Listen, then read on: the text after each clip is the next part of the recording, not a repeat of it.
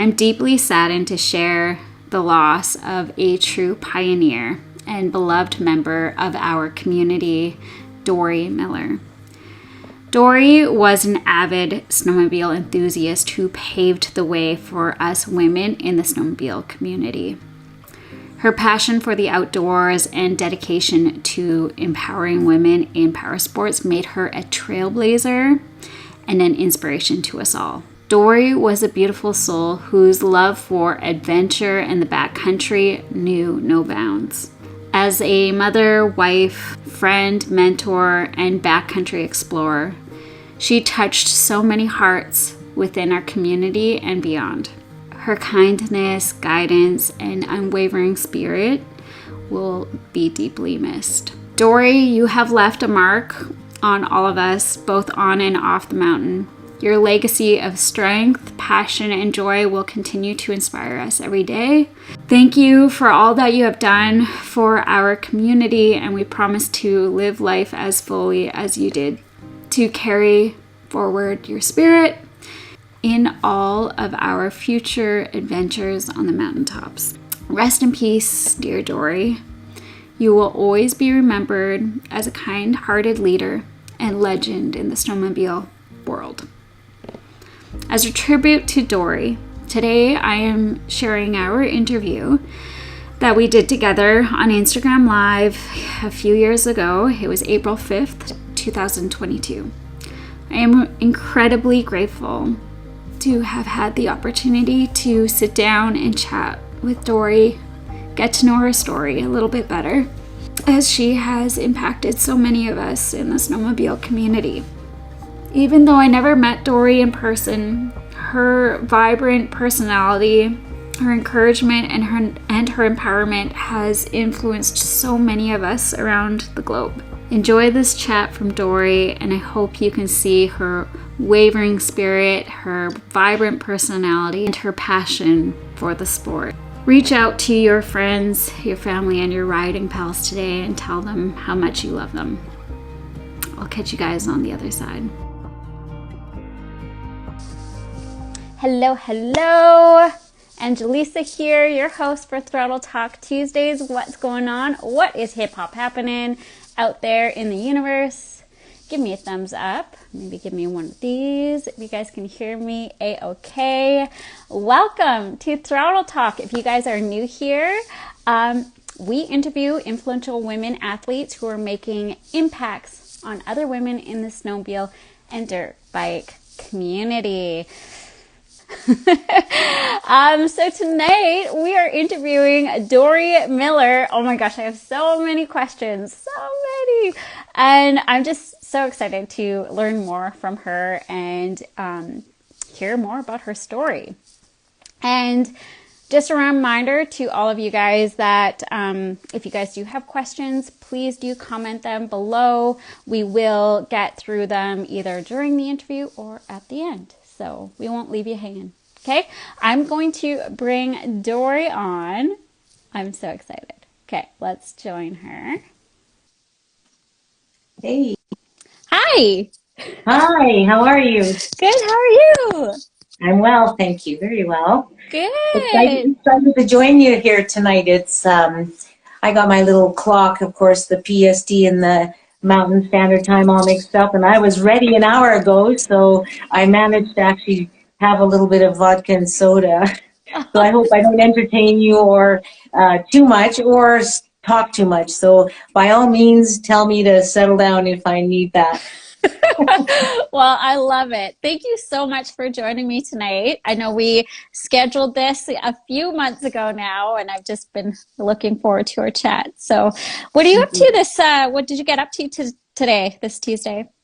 Today was a lazy day, catch up on laundry and paper bills and stuff. I'm at my little home office. It's all neat and tidy because I did all that work today. Oh, nice. Oh, that's awesome. I love those days.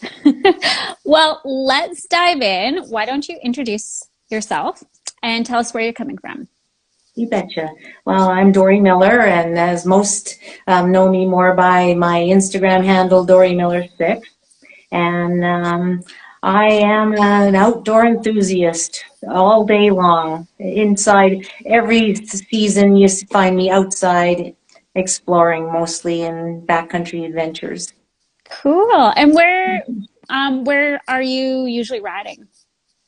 My snowmobile ventures are mostly in BC. I have a little place out by Golden, and so depending on the snow and where it's better to ride, and maybe weekdays versus weekends, we ride mostly around the Golden area. Get into Revi and Sycamores a bit. Travel down to Montana as we're allowed and free to do so. A few little other places, of course. Probably some secret places, but certainly their secret places aren't too secret anymore. There's lots of riders out, so lots of people just follow a track and they find where you've gone, and then they tell their friends and they tell their friends, and they don't become secret anymore, but Yeah. certainly there's lots of backcountry to share. Yes, absolutely. So it sounds like you ride quite a vast area, terrain. You get out a lot. I do. I live for it. Of course, I'm not working right now, so I'm very free to ride whenever I want, and I actually like that. Not having to come back to the city and work is a really nice thing. So, not sure if I'm unemployed or retired. I haven't decided that yet, but kind of liking the feeling of retirement and making the adjustments necessary, of course, to be retired. Very grateful to have that choice for sure. But I worked hard at my career and like to play hard. So that's where I'm mostly at, is just out playing now. Oh, awesome. How many days do you think you put in this year? I know I'm into the 40s, Okay. and I'm not done yet. So Yeah. I definitely won't make 50, but I'm going to be mid 40s for sure by the time we put the little sleds away. And when do you usually put them away? Well, it depends on the snow for sure, because we've ridden into May before. I I think last year we were up riding in the middle of April. So I get a little bit frantic when the snow turns isothermic, and you're clipping along on the trail, and you kind of break through and then you're over the handlebars, and I don't know, I don't really enjoy that kind of riding, so we probably hang them up way earlier than even others diehards do, but more because we've ridden a lot through the year, through the full season, and don't have to be out there getting another day in, and because we've got lots under our belts. Yes, absolutely, for sure. All right. Well, how has your season been this year? This one's been really, really good.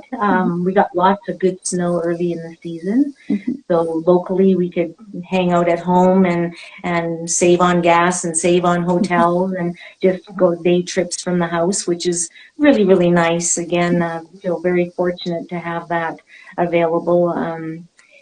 Spend a little bit less time on the highways, then we feel a little bit more safe.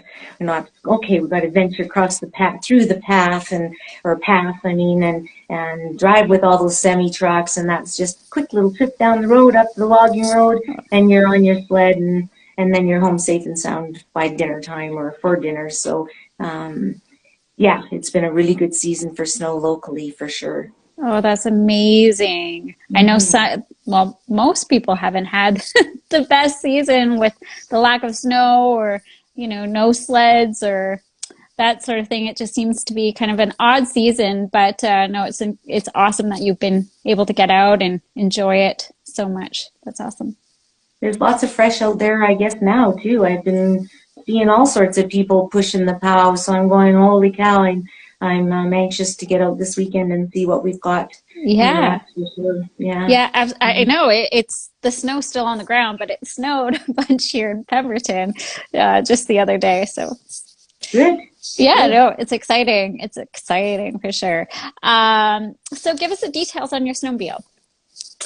Well, this year I rode the 19 free ride that I had a couple years back. We kept it in the family, and I had ordered a 2022, which didn't come in that early in the season. So I was back on Roxy, the free ride, and I rode that all the way up to the end of January, and then my 22 came in, and it's Summit X 850 Skidoo, naturally aspirated. I didn't go for a turbo, although I've ridden turbos this year, and they weren't what I expected. I thought that there would just be so much power behind that throttle that I didn't need, but really it just adds to me kind of a smooth throttle to it, a nice, really comfortable acceleration, and when you need it, it's there. So I might rethink that in the next year or two, but For sure. my sled 154 track, I love the best. Roxy was a 165, and she got me everywhere I needed to go. But I kind of like the 154. I'm not a very big person, so 154, nice turns, tight turns if I need to in the trees, and I don't know, it feels right for me for sure. Oh, that's awesome. I love hearing that because there are a lot of people that do suggest that women get a 165. And I mean, that's what I was told when, I was getting into sledding. It was like, oh, the 165. And I did the same thing. I switched over to a 154 and I feel the exact same. It's like, it just seems to fit me better. Yeah.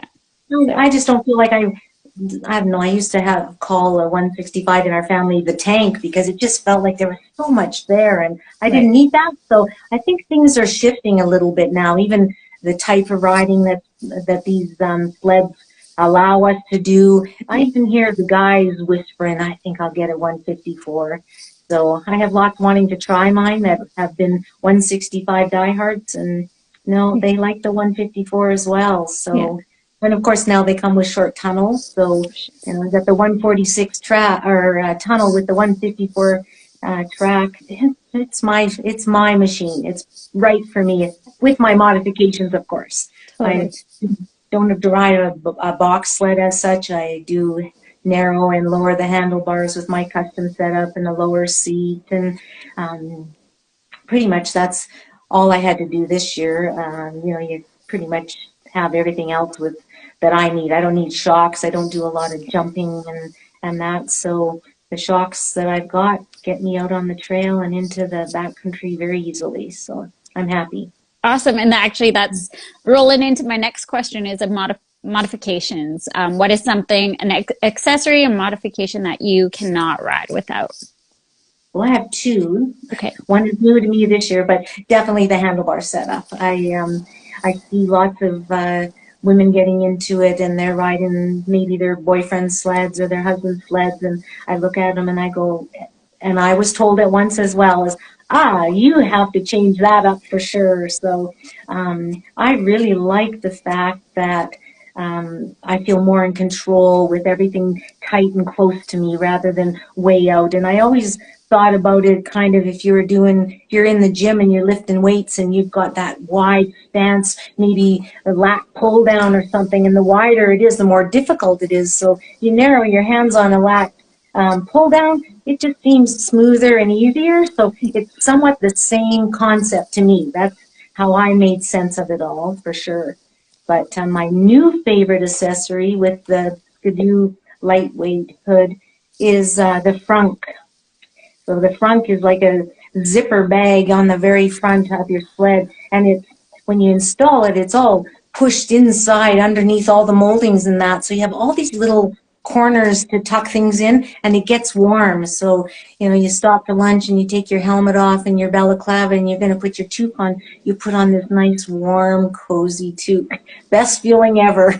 Oh my gosh, that sounds amazing. And you can tuck lots into this little frunk. So I like my frunk. That's awesome. Yeah. I haven't heard of that, but yeah, just to put like a warm toque, maybe even like another balaclava like on your face or something. Oh, that would be so nice. Yeah, I'm all about being warm this year. Me too. Just a little bit of comfort while you're out there. I mean, I don't always need a cabin or even a fire, but just a little bit of warm clothes while you eat your lunch is really nice. Totally. Absolutely. When did you start sledding? Goodness, I started in November of 2004, and I started riding on a old big tub, a Polaris 800 RMK, and the whole lid or hood lifted up, and you could put your helmet, your all your gear in the hood and put it down, and it'd all be dry and warm by the time you finished your lunch stop or whatever. Wow. It was the most amazing thing, but I didn't ride that very long. I discovered real soon that I was going to love this sport. And I had a new partner in my life, and he was very passionate about the sport, and I kind of said, well, I can't kill someone's passion like that. That's amazing. I'd never seen such passion for someone in a sport, so I figured I'm either going to have to join him or spend a lot of time at home alone. So I gave it a real fair chance, and he was a really, really patient instructor.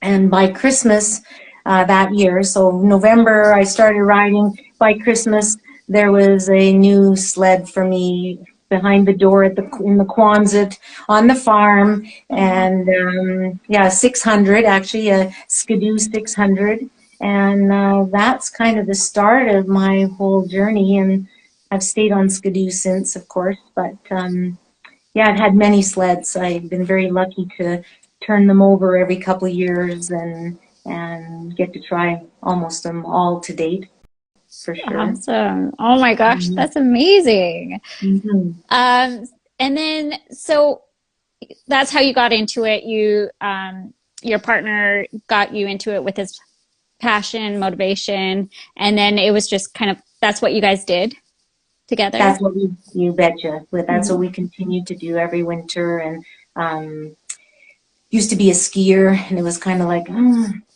you know, the crowds and the lineups, and versus this peace and tranquility and the views, and you know, I just there was no way I was going to be skiing again, not big time anyway. So the sleds are it, and we do it a lot. Yeah. Oh, that's amazing. Oh, I love it. Who do you ride with? Who's your sled gang? Okay, well, my main partner is at Snow Whisperer, so Roy, his name is. Him and I very rarely don't ride together. I have ridden in ladies' clinics and that by myself, but pretty much I ride with him, and then we have kind of a regular set of guys. We have 3 sets of father-sons that come out, sometimes together, sometimes not, but most regularly we're riding at least with one father and son. And then the odd time I have people come out and touch base and go, hey, would you take us out somewhere? Never been in the area and that. So I've been able to meet a bunch of new people, mostly through the social media, and so we get a few, the odd ones that come through, and then they become regulars. So there is a bigger subset of the 3 father and sons, but mostly I ride with men, and definitely super excited to see way more women out there. Super excited. Yes, I'm sure you've seen quite the increase. Yeah, since 04 to now, it's amazing. And even people back in the day, I guess, or in the earlier days, people would comment to my husband or my boyfriend on the hill, wow, your son's a pretty good little rider. And he looks at him and goes, that's my wife, because I'm so little, and you know, back then I was wearing black pants, black jacket, black helmet. I just looked like a little boy, and there was not much color in my outfits. So we always chuckled back then, and now people wouldn't make that assumption right away. Right. You know, they may even notice you're a girl. I don't know, because you more often expect it. Right. Yeah. Oh man, it's awesome. Yeah, for sure. So what's your favorite style of riding? You know, I'm a little bit of an explorer, so I don't tend to just go and hill climb or, you know, do one thing. We like to get on the trail, find a new place to ride, or do some research in the summer and check out the lay of the land and decide that maybe we need to poke in up over on that ridge next year, and we do lots of exploring on our quads in the summer. But I really just like to head through the trees where you're capable, and head for a ridge that you think maybe you're going to end up in the alpine, and go. And it's exploring, and there's like a prize at the end when you find the good stuff, and it takes a lot of work to get in there, and sometimes it takes you 1 or 2 days to build the trail to get up there. Right. But we do it because we really, really like to explore new areas. So that's my most favorite. Okay. But I don't mind a nice big open area with powder. You can just boondock, and there's lots of open glacier areas around Golden that we love to go to, because you know you're going to have some wide open, deep pow, mostly like January, February, and you can just go and wear yourself right out. For sure. Yeah, absolutely. Have you ever got stuck and had to do like a night out in the backcountry at all? Never, No. but I'm always prepared to do so, and we've even kind of planned it in our heads. Well, what would we do? What was the first thing? What's the second thing? And but no, Roy has a really, really good sense of the lay of the land, and he has over the years tested me. We'll get in somewhere and he say, okay, which way home? And I'm like, oh. So the first time caught off guard totally, and then it was like, okay, I'm going to start really paying attention. Sure. So the most common areas we ride, I don't have any worries about getting in and out by myself, but because we do explore so much, I rely lots on Roy, and he's pretty good. This year, once we got in somewhere and rode all day, and then couldn't really find our tracks out, and we knew that we wouldn't go wrong staying in the creek bed, so you kind of jump across the creek to this side, and then when you run out of territory there and you have to hit the pillows to cross to the other side, and then you keep going, and eventually you come out and you go, oh, this looks familiar, I think I know where I am, and boom, we were where we thought we were, and out we came to the truck, and we got by that one pretty good. But, Totally. Oh my gosh. Yes. yeah. Yeah, it could be scary sometimes that when you are exploring, you're traveling, and then, starts getting dark, and then you can't really see if you get disoriented. It's so easy to get disoriented out there, I find. Yeah. It is. And not often do you get to come out and your tracks in are already covered in powder. Totally. Or another instance is some other people came in a certain way and they tracked it all up, and you can't tell which were your tracks, and so you spend a little bit of time following their tracks and turnarounds and ins and outs, and then you finally like, okay, this is our track here, and out you come. Yeah, for sure. Yeah. Oh man. Okay, well, we're gonna shift gears a little bit. I just wanted to know, I really enjoyed your Fun Facts Fridays. I don't know if you do them anymore.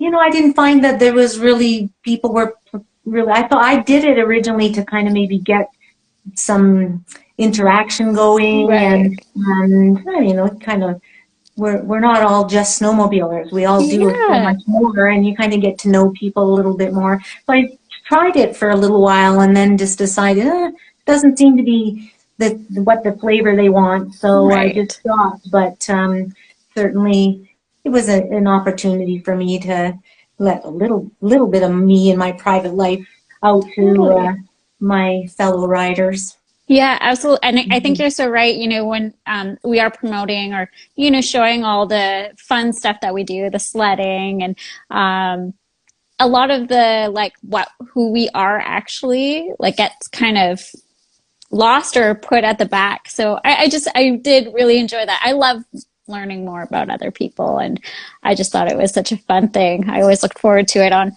Fridays. But I feel you, if it's wasn't working, try something new, and something that's just it. There's so much personality that you can bring out in your social media, and I want to definitely applaud all the other women out there doing the same, because everyone's so creative, and really you see their personality, and I love it. I love seeing other women, and they're doing different things and trying out, really through their heart and their soul, they're showing you who they are, and I really enjoy I enjoy watching it. I spend a bit of time on mine, liking people's thoughts, and sometimes maybe interacting as well. I like to interact, but Yeah. definitely given the likes. Yes. I give a lot of people likes for sure. Oh, that's awesome. Yeah.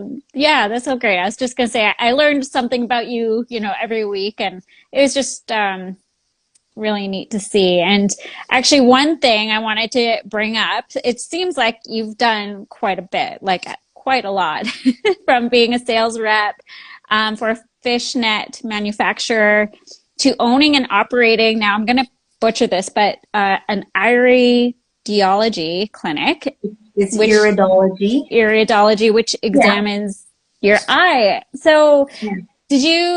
is that something you did often? I know you owned it, you operated, so would do these exams to look at the eye and, Yeah, so the iris of the eye is the yeah. colored, textured part of our eye, and it's almost like a fabric, and everyone has different weaves, and it kind of, when you look up close with a magnifying glass and light, it gives a lot of idea about the person's disposition, and there's areas in the eye, it's almost mapped out like your body. So it's a science for sure. Right.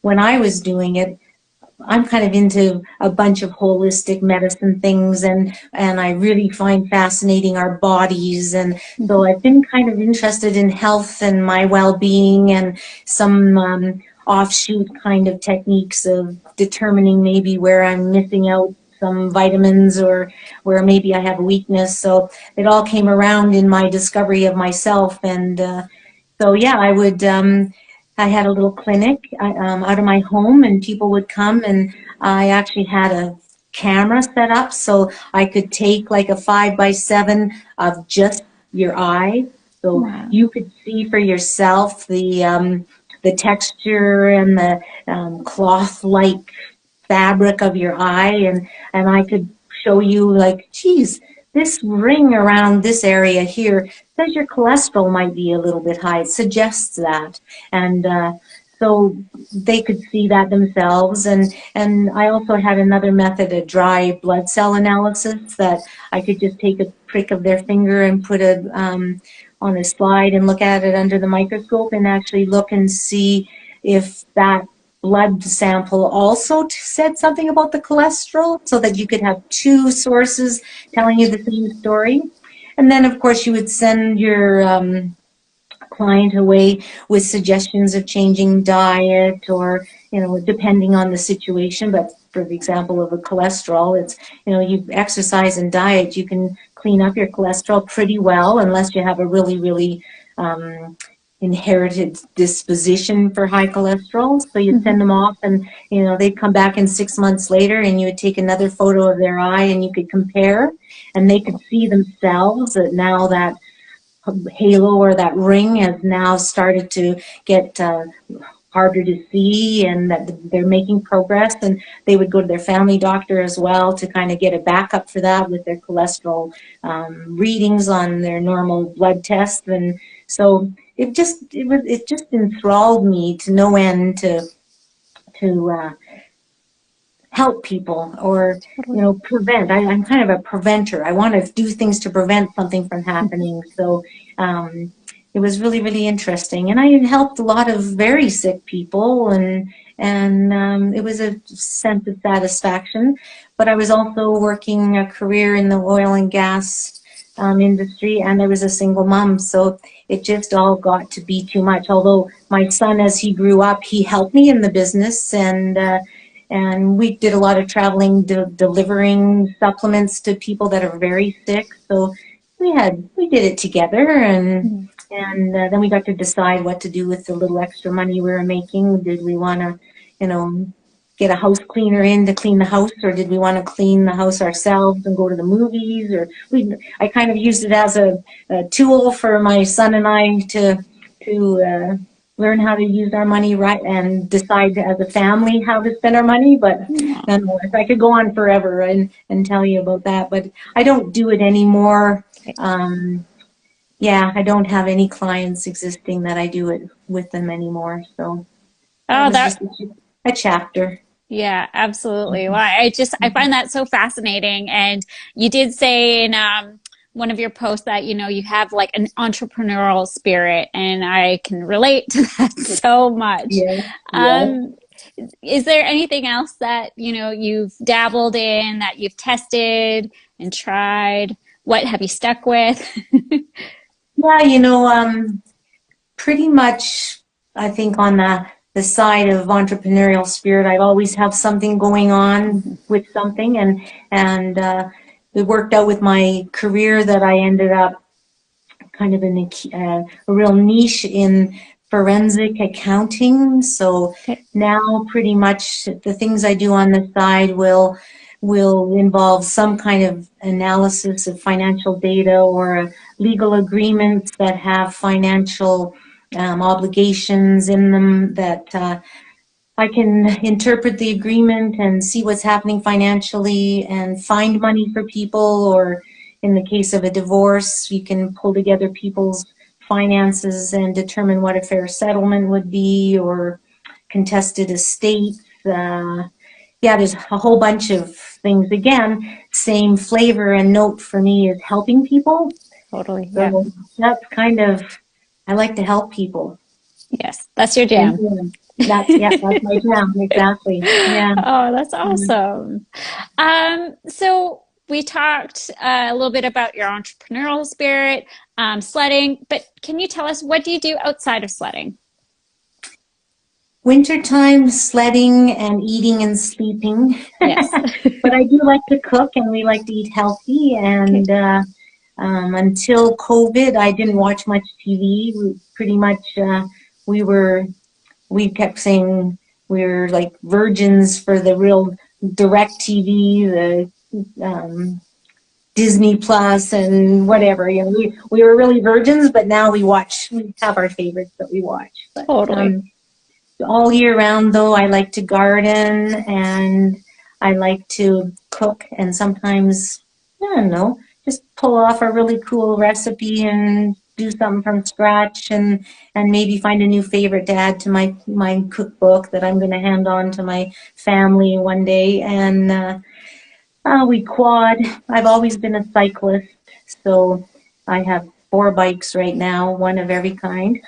And really, last year we got ourselves into some e-bikes, and I really like those because I can go further and see more and not tire out before I get to the final summit. I actually get to make the final summit, and so it's just a pedal assist, and certainly helps with the component of cardiovascular, because it kind of, you just set it up and it keeps your cadence at the same rate through all terrain. So you'll get an assist up a hill, but then you're getting no assist for the next 2 kilometers on the straightaway or Oh, whatever. So crazy. it just kind of keeps you in that target heart rate that's the best for you. So Right. I'm really getting excited to explore more on that, and we're exploring again, right? So Yeah. that's kind of another note here, but Yeah. and we've got a little bit of fun set up for the summer, that we're just trying to get it all tied up in a nice bow, and then I'll have an announcement at some point in time, or I'll let y'all, it's not really a formal announcement, but I'll let y'all know what my new summer gig's going to be this year. Oh, I'm looking forward to Yeah, that.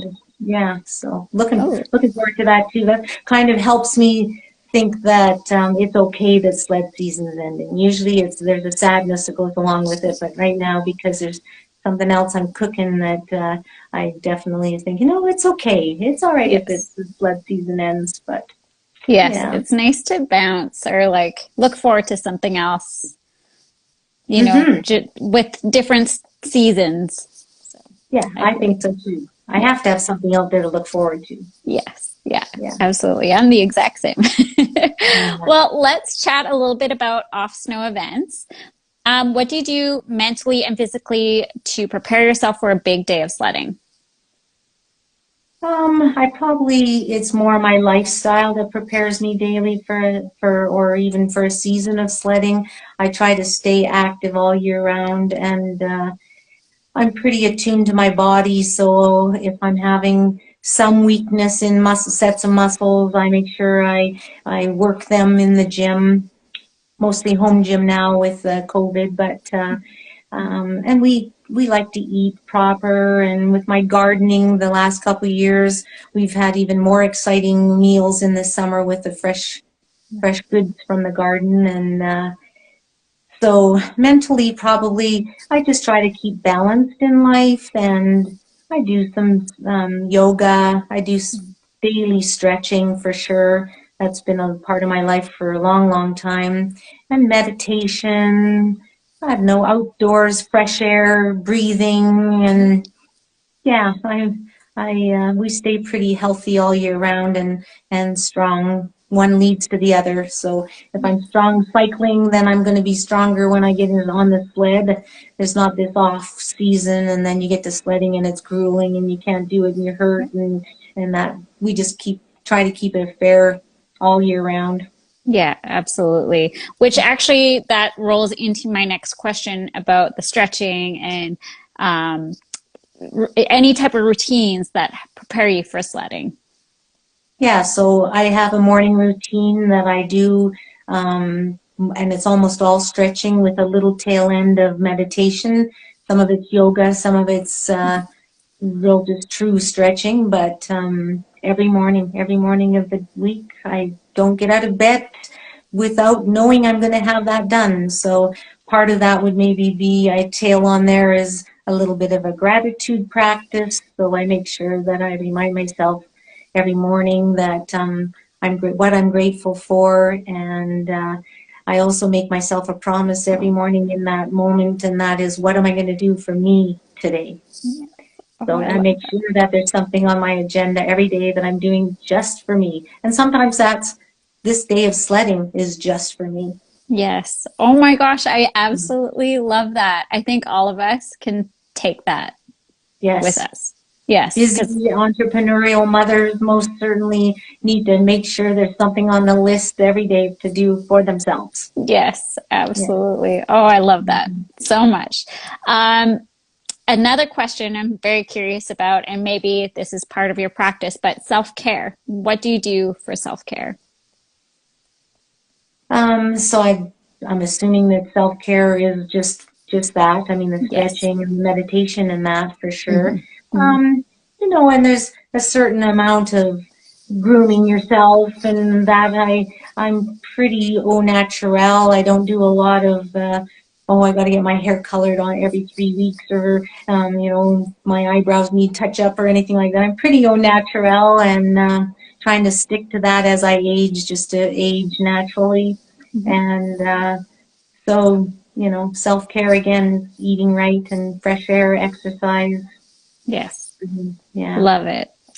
Let's get into some challenges, struggles, and pains because we all experience it one way or another. What is one thing you have struggled with or are currently struggling with when it comes to sledding?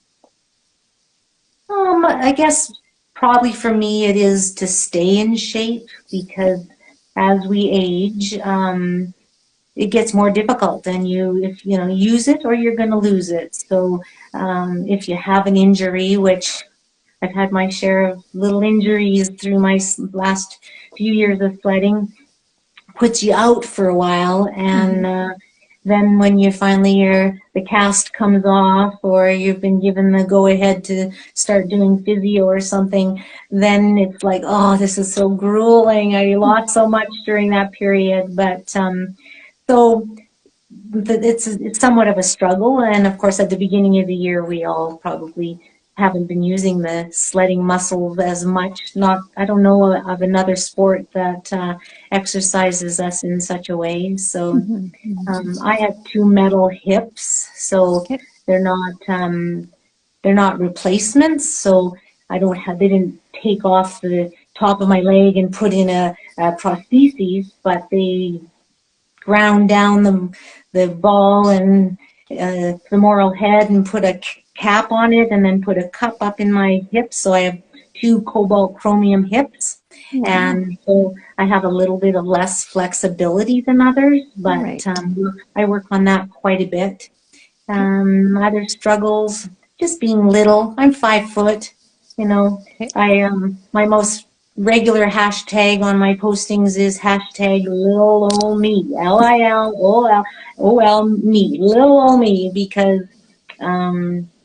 yeah, I'm pretty little. Yeah. Not as little as some, but certainly 5 foot is short, and I don't have a lot of weight on me, and yeah, so some may think that's a struggle, some might say that's an advantage, but yeah, I think that it challenges me. It adds to the challenge a bit. So For sure. yeah, For sure. Well, I am 5 feet as well, shrinking. yeah, So I can relate, absolutely. Oh, that's awesome. I love it because you're right. It's, vertically challenged, I like to say it. And it's, sometimes like picking up the back of the sled because we're 5 feet, we don't have enough pull. yeah, Whereas some people, it's like doing a deadlift or, exactly. Yeah, and it doesn't. It becomes something much different for us. Yes, yes. So we've got to work a little bit smarter is kind of my motto is Yeah, working yeah. smarter. I agree. So you've talked a little bit about injuries. So my next Mhm. question is, have you had any injuries that set you back? Only for a part time. So it's funny because in the last 5 years, at the end of March, 3 times I broke a wrist. So the first year was just a distal radius break. I went off my sled and I smashed my hand on the running board and busted my wrist. So that was a cast. Oh, Then March 30th of 20, now let me get this right, 2019, it was a freak accident. It really was. Come up and over a rise, and Roy's at the bottom of this hill telling me, "Don't come down here. It's sheer ice, sheer ice." But I come up and over, and you come up and over, and you see someone waving their arms. It's not like you could stop. So I took a good tumble down that icy surface, and my sled went off into the trees. Thankfully, just got a little bit of lipstick removed, but I did a Smith fracture, so that's kind of when you bring your hand like this and snap it. So I got a Smith fracture. That was out in Revy, so I ended up at the Revy Hospital for a temporary setting because they had to put a metal plate and pins in it. oh God. And then, so that was 2019, and then last year, March 30th, same March 30th, Oh, I did the same thing at Quartz Creek, other hand, Smith fracture, and it was a freak thing too. I was coming off, I was riding the snow beside the groomed trail, getting the cooling and getting some snow in my high faxes and that, and I hit something coming back out onto the trail, flipped me like a dime. I didn't even have my hand off the handlebar and landed upside down and did the Smith fracture. So that was metal plate and pins then. So okay. they both work really well now. I've Okay. physioed them really, really well. And just the past week, March 30th came along. Yes. I had a massage on March 30th and physio on March 31st. Went to the spa April 1st. Like I just said, no, I'm not going to have to be even near my sled the end of March ever again. So I was going to ask, please tell me you did not ride March 30th. did not. You treated yourself though. Yes, I did. I did some self-care instead. Yes. Amazing. Oh my gosh. Wow. That's been quite the trip for sure. Yeah, and it's just all not even really crazy jumps or anything. It's just all been really kind of freak stuff. So Yeah. yeah, It is what happens. it is. Yeah, It happens. absolutely. Well, and what are some wins? Did you have a successful year? Maybe not breaking a wrist. That was one of my successes this year. Yeah. I just rode comfortably and well, and I think part of my personality is that I strive for excellence, and I'm hard on myself, and so I guess talking about challenges and stuff, some of this fits in, but certainly this year I just was easier on myself, and I had more confidence in saying, don't worry that you're going into this new area and you're going to have to maybe hit some terrain that's more technical. You're pretty capable, and you're really comfortable on your new sled. And I just had to have a talk with myself to realize that that was the truth, and that I rode pretty darn good this year, and rode a lot and stayed healthy through it all, and probably in the vein of helping people and stuff, we find ourselves out there so often that we run across situations that require maybe rescuing or being a first responder. And just a few weeks back, we did come to that situation. We're at Silent Pass, heading up on the trail, and we came upon a couple. They both had their own sleds. They were well equipped, but the fella had been riding, I guess, so fast that one ski hit. You know how when the groomer comes fresh and he leaves a big snowball there? This was an icy snowball, and he hit one at a high speed that flipped him over, and he must have rolled 4 or 5 times, and the sled was upside down. He was laying in the bank for the longest time. Other riders rode right by them on the trail, not offering to stop and help. And we kind of got a little bit of a late start that day, fortunately, because when I came upon it, I'm going, no, there's something wrong here. I got to stop and ask and see what's going on. So Roy and I stopped, and it ended up he was hurt badly, and she was a real hardy lady. She had turned the sled up herself, and she had engineered some rope, and she was going to take this smashed up sled and tow it back to the car, and I had to give her a pat on the back for how she was getting through all of this and all of the equipment they had that they needed to do that, and we just kind of came by and said, no, we'll take care of this. So we stopped, and we took care of the broken sled, got it back to the truck and on the deck, and got him kind of looked at immediately. Both Roy and we keep ours Red Cross first aid and CPR all up to date just for this reason. And so we got them all loaded up and tied down and into the truck and off on the road. And that's accomplishment to me, is that we didn't stress, we didn't fret over anything. We just handled it the way we knew how we were trained, and helped these people. So that was accomplishment to me. And in the end, when they responded back to me a couple days later, he wasn't hurt seriously, and they knew people that I knew, and now next year they're going to give us a call and we're going to ride together, and so it's a happy story. It really was. Oh, that's amazing. I mean, that's unfortunate that happened, but I'm sure they appreciated it so much, especially when you said there's so many people that just blew right past them, didn't offer any help. I'm sure they were very appreciative. Yeah, she was really discouraged by that, for sure. So she pretty much, when I started slowing down, she was kind of like, oh, forget it, and I'm not even going to look at those people and tell them we got trouble. They're the last one that didn't stop. That's kind of the mind frame she was in. So it was good that we were paying close attention. For sure. Absolutely. Well, let's chat future, Dorrie. What are your goals for the next 2022-23 season? It's I haven't set any out yet, but probably will be just do what I'm doing and keep on. And I think we both of us, Roy and I, want to travel a little bit more. Maybe get out to Pemberton, get some riding in northern BC or northwest, and see a little bit more of our own country. We always venture down to Montana and Idaho. We might do another trip down there, maybe somewhere where we haven't been, along with going back where we've been, kind of extend some of our areas and see some new terrain and meet new people. Yeah. So that's probably one of the things for sure on the agenda for next year, but Cool. much the same.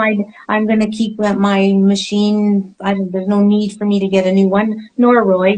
He got a 22 this year as well. So there's still lots of life left in them since we didn't get them till later on. But Right. yeah, so looking forward to it, of course. Yes, absolutely. And since we're in April, I know you mentioned in the very beginning, um, do you have any spring riding plans? We have been riding all the way up till this last weekend, and we have a couple more weeks that we'll probably be out on a couple days anyways on the weekends, and yeah, and then it's time to move on to the new things and Yeah, get the garden started, and so probably get out for another handful of rides maybe. for We'll sure. see. Yeah, Yeah. for sure. And would you say you put a lot of pressure on yourself when it comes to riding? In every element of life, I put lots of pressure on myself, but part of that self-care, the meditation, the breathing, um, I think we all have our own self-talk that goes on that is productive and some of it's not. So I'm learning to identify it as soon as it starts happening and shutting it down. Um, it's working, definitely. I finally realized that I can make a difference, and my self-talk is probably number one. Mhm. And so I don't have to be um, never get stuck so the guys don't have to pull me out, or yeah, keep up with them as fast as they're going, or or feel disappointed later on if I had a weak day. Of course, there's some acceptance in the fact that women are different than men, and we have a few other challenges. So one I want to bring up and share with everyone is you must realize that our hormones play a big part in our ability to sled. And I say only an ability because I know with the swinging of our hormones, there's some days I'm out there and I got my big girl panties on. There's no question about it. I have no fear, and I push the limits, and I tend to ride way better than the swinging the other way. And I'm out there, oh no, I'm not going to get hurt, or that's too fast, or that's too steep, or no, we have to know that mentally we're affected by our hormones, and I wouldn't say that any one of us is any different. So if you're wondering why you sled good last weekend and you didn't this week, it's probably your hormones. So, Yes. yeah.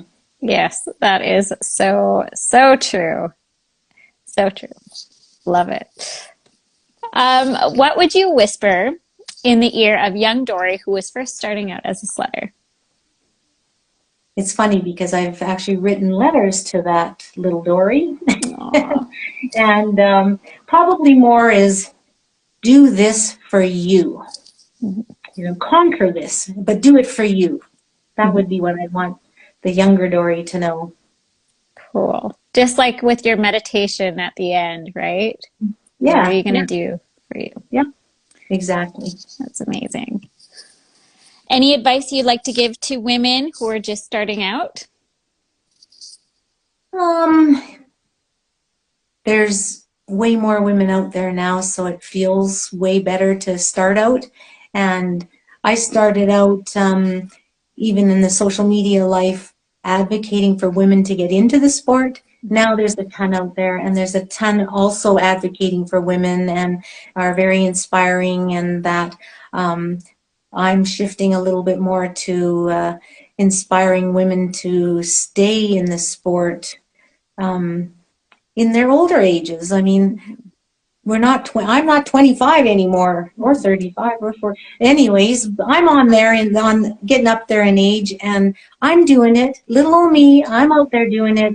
And I just think that women these days need to decide that they're going to do it and go and give it their all, and know that it's possible. Yes, So if it's right for you, you can make it happen. for sure. Oh my gosh, I love that. Yeah. Love it. And a quote you live by. That's an easy one. Work hard, play hard. Yes. That's, My family values, I wrote up with my son way back when. That's the top one. Work hard so you can play hard. That's a family value. Yes. Oh, I love that. Yeah. Passing it on. Yeah. And where can we follow you as an athlete with your journey? Well, Instagram is my probably biggest feed. That's Dorrie Miller 6, and I'm on Facebook as well, with Dorrie Miller. Nothing else at this point in time. No YouTubes or anything. Yeah. Cool. Mhm. All right. And that closes my question. So I'm going to open it up to everyone who is tuning in. If you guys have any questions for Dorrie, now is your time. Also, I have a quick 5 questions. So it's a one, you just got to pick one or the other. Are you ready Okay. for it? Oh yeah. Okay. Mono suit or a 2-piece? Both, I have to say. Okay. Gloves or mitts? Gloves. Low visibility, but with powder, or tracked and sunny? Low vis and powder. Okay. There's always the trees. Yes. Thumb throttle or finger throttle? I'm a thumb throttle girl. Sled deck or trailer? Sled deck. Sled deck. Cool. All right. I do actually have some questions. I have one from Nicole Ewert. She says, what was your first snowmobile? My first snowmobile was the Polaris 800 RMK, an old tub that I rode for a couple months before I got my first Skidoo 600. Cool. And Jessica Mason, any advice for a newbie sledder? I just got into it this year. Well, we kind of talked about this earlier. I certainly just want to encourage you, Jessica, to stay in it. Give it all you've got. Don't be discouraged by perhaps even a partner that doesn't know how to talk to you when he comes and finds you upside down. You know, what do you, oh no, the sled, what's wrong with the sled? Oh, did you break the sled? Instead of, oh, are you okay, honey? Or, you know, there's lots of communication issues with riding with your boyfriend or your husband for sure. That comes in time, and I think Stephanie Schwartz has once given a little bit of guidance on that. And you know, just get out there, stay fit. You know, the fresh air and exercise you get sledding will help you sleep. So make sure that you get the fitness in that you need to maneuver that machine. Absolutely. Awesome. Well, those are the 2 questions that I have. So if you guys, I will just quickly go through here. I did see some comments come in. Braap, she says, whoa, look at you, Trooper. And I believe you're talking about some of your injuries at that time.